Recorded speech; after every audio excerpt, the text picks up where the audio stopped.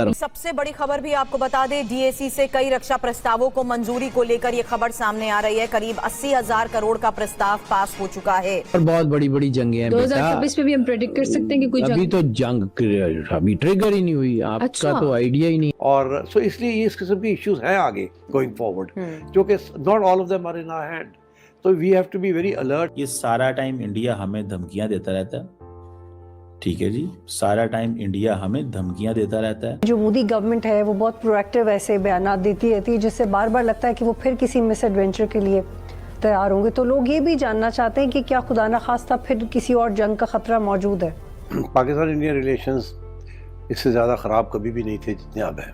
कोई project 75 India है जिसके मुताबिक इंडिया जो है वो 6 new generation diesel electric attack submarines, जिनके अंदर हर तरह के फीचर्स होंगे। कि इसराइल ने अचानक सोमालीलैंड को तस्लीम कर लिया एक अलहदा मुल्क के तौर पे, इसके असरात क्या पड़ेंगे? पर सेठ साहब, वीज़ास के मामले पे कोई हमने डेवलपमेंट नहीं देखी और दौरा थोड़ा मशकूक सा रहा।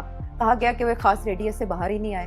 अब न्यूक्लियर पावर्ड सबमरीन्स जो हैं वो महीनों जो हैं वो चल सकती हैं, हाई स्पीड पे ट्रैवल करती हैं, लंबे सफर करती हैं। असलिया खरीद रहा है और ना सिर्फ ये, बल्कि अब उसने ये दावा किया है कि वो बंकर बस्टर बॉम्ब जो हैं जो ईरान पे बरसाए गए वो भी बना रहा है। जाहिर है हम ही उसका निशाना है। नमस्ते दोस्तों, जय हिंद। हिंदुस्तान स्पेशल में आपका स्वागत है। दोस्तों, भारत के डिफेंस सेक्टर को बड़ा बूस्ट मिला है। डिफेंस एक्विजिशन काउंसिल डीएसी की बैठक में करीब 80,000 करोड़ से ज्यादा के रक्षा खरीद प्रस्तावों पर फैसला लिया गया है। इसमें सेनाओं की आधुनिक क्षमता बढ़ेगी। इस डील में MI-17 हेलीकॉप्टर अपग्रेड, MRSAM मिसाइलें, एस्ट्रा मार्क 2, पिनाका रॉकेट विकास आदि शामिल हैं। सूत्रों के अनुसार इसमें missile system, surveillance platform, refueller aircraft और अवैकस से जुड़े प्रस्ताव शामिल हैं। सरकार के आत्मनिर्भर भारत अभियान के तहत रक्षा उत्पादन और तेज होने की उम्मीद है। इस बारे में रक्षा मंत्री राजनाथ सिंह ने बताते हुए ट्वीट किया, आज हुई डिफेंस एक्विजिशन काउंसिल डीएसी की बैठक में तीनों सेनाओं के अलग अलग प्रस्तावों के लिए लगभग 80,000 करोड़ रुपए की एक्सेप्टेंस ऑफ नेसेसिटी को मंजूरी दे दी गई है। प्राइम मिनिस्टर श्री नरेंद्र मोदी के नेतृत्व में रक्षा मंत्रालय भारत की रक्षा तैयारियों को मजबूत करने के लिए लगातार काम कर रहा है। आज लिए गए फैसलों में सशस्त्र बलों की ऑपरेशन क्षमताओं को बढ़ाने में मदद मिलेगी। तो मैं आपको बताता चलूं कि भारत जो है वो अपनी नेवी पे बहुत पैसा लगा रहा है। उसकी वजह यह है कि इंडो पैसिफिक के अंदर बहुत सारी जो नेवीज हैं वो भी बहुत ज़्यादा पैसा लगा रही हैं। इस हवाले से मैं आज बात करना चाह रहा हूँ। इंडिया बड़े पैमाने पे जो सबमरीन जो है वो भी ले रहा है। रिसेंटली मैंने कुछ देखा था कि तकरीबन 6 कोई प्रोजेक्ट 75 इंडिया है जिसके मुताबिक इंडिया जो है वो 6 new generation diesel electric attack submarines, जिनके अंदर हर तरह के फीचर्स होंगे, एयर डिपेंडेंट, प्रोपोर्जन एटसेट्रा। और एक जर्मन इंडियन कंसोर्शियम है, वो इसमें निगोसिएशंस में चल रही हैं। फिर इसके अलावा इंडिया जो है वो स्कॉर्पियन सबमरीन्स जो हैं वो भी ले रहे हैं। ये स्कॉर्पियन क्लास इन्हें सबमरीन कहा जाता है।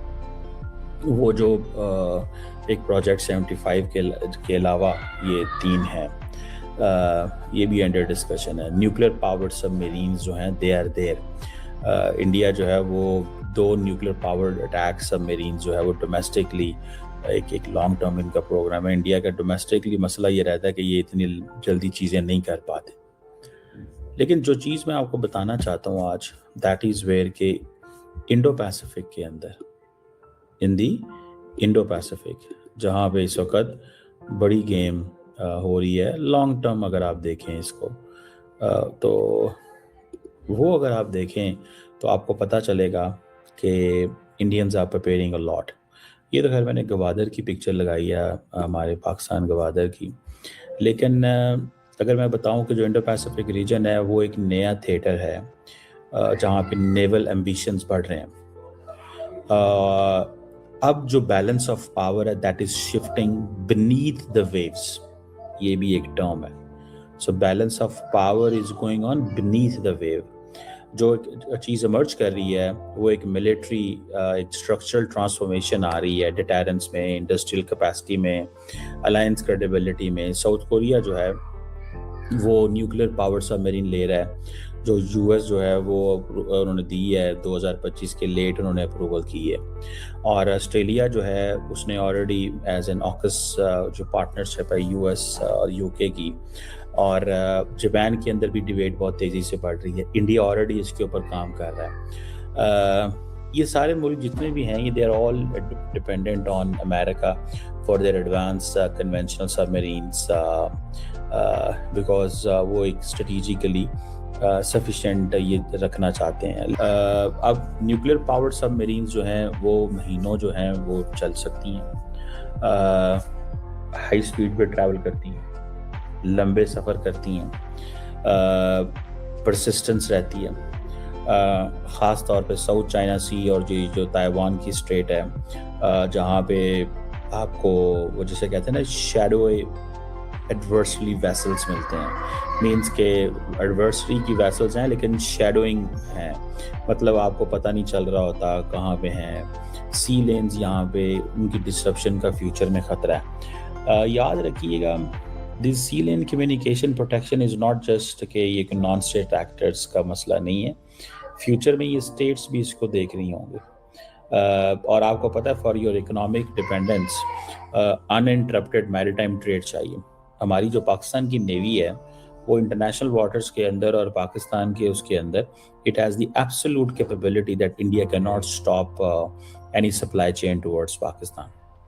तो ये जो जापान एंड साउथ कोरिया जो है वो भी चाहते हैं अनइंटरप्टेड मैरीटाइम ट्रेड। सो ये जो नेवी बिल्ड की जा रही है ये सप्लाई चेन को देखते हुए बिल्ड की जा रही है। अब क्योंकि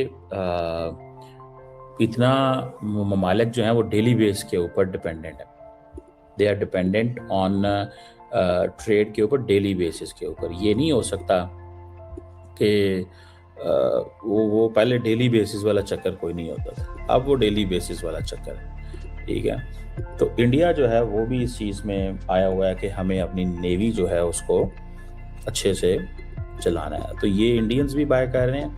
आपको पता है इंडिया इंडो पैसिफिक के अंदर they are a major player तो हैं, ठीक है, लेकिन अभी जो यूएस की नेशनल सिक्योरिटी स्ट्रेटजी आई थी उसमें ये कहा गया है कि हमें इंडिया को मज़ीद पैसा देना है, उनके साथ ट्रेड करनी है ताकि हम उनको सिक्योरिटी कंपोनेंट में लेके आएँ, जिसकी वजह से बेसिकली अमेरिकन नाराज़ हैं। समझ रहे हैं आप बात, जिसकी वजह से अमेरिकन नाराज़ हैं इनसे, ठीक है। वो समझते हैं यार बस ये क्या ये हमारे अच्छे दोस्त हैं इंडियंस, ये हमारे लिए कुछ नहीं कर रहे, ठीक है, बट जैसे